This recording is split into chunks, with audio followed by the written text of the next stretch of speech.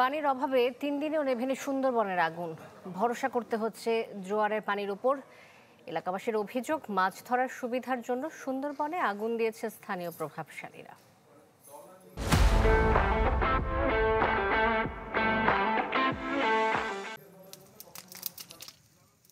চারপাশে ধোঁয়ার কুণ্ডলী। তৃতীয় দিনেও থেমে থেমে বিশ্বের বৃহত্তম ম্যানগ্রোভ বনে জ্বলছে আগুন।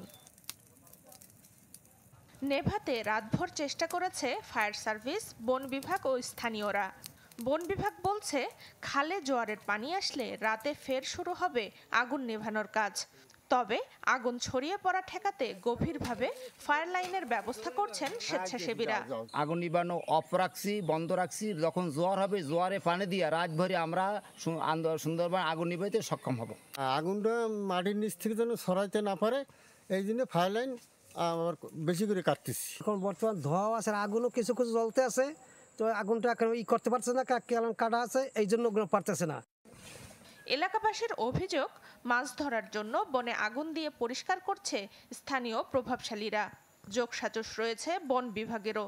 কিছু এলাকার প্রভাবশালী লোক থাকে, ওরা ফরেস্টের লোকের সাথে যোগাযোগ করে তারপরে তারা তাদের মতো করে তারা মাছগুলো ধরে নিয়ে চলে যায়।